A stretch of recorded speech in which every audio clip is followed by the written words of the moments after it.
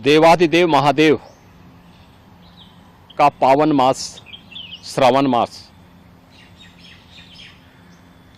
प्रारंभ हो चुका है।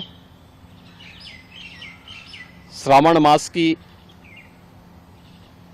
कावड़ यात्रा जग विख्यात है। पूरे देश के अंदर और खास तौर पर उत्तर भारत में इस दौरान शिव भक्त महादेव के अनुष्ठान में लीन होकर के सभी शिवालयों में जलाभिषेक के साथ अपनी असीम भक्ति का प्रदर्शन करते हैं।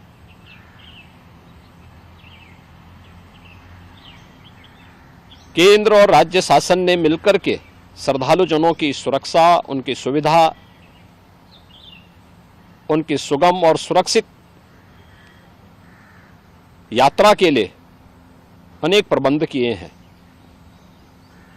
कहीं कोई दिक्कत न हो, कहीं कोई अव्यवस्था न फैले, कोई भी उनकी आस्था के साथ खिलवाड़ न करने पाए, इन सब बातों का ध्यान में रख करके प्रयास प्रारंभ किए गए हैं। लेकिन हमें इस बात जरूर ध्यान में रखना होगा, मैं सभी श्रद्धालुजनों से इस बारे में विनम्र अनुरोध करूंगा। हम लोग भी शिव भक्त हैं, महादेव की असीम कृपा हम लोगों पे बनी रही है और निरंतर हम महादेव से यही प्रार्थना करते हैं कि उनकी कृपा सदैव बनी रहे। कोई भी पर्व और त्योहार, कोई भी साधना बिना आत्मानुशासन के पूरी नहीं होती है। सुगम और सुरक्षित यात्रा के लिए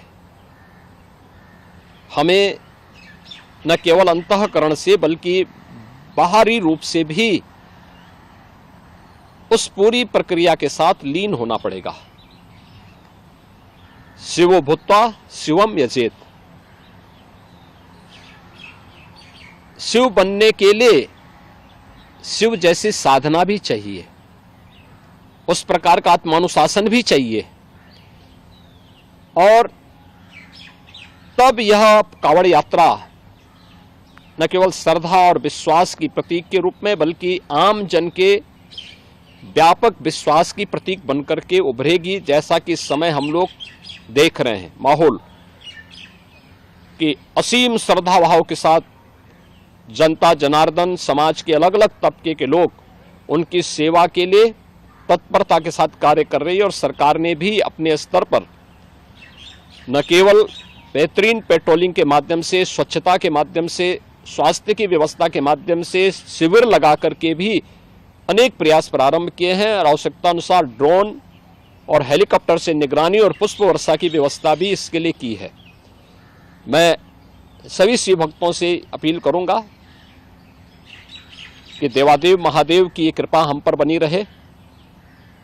हम व्यवस्था के साथ जोड़ करके इस पूरी यात्रा का न केवल आनंद लें बल्कि पूरी श्रद्धा और विश्वास के साथ आत्मानुशासन का परिचय देते हुए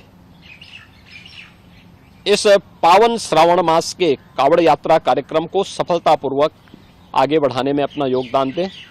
आप सबकी सुगम सुरक्षित यात्रा के लिए मेरी मंगलमय शुभकामनाएं हैं।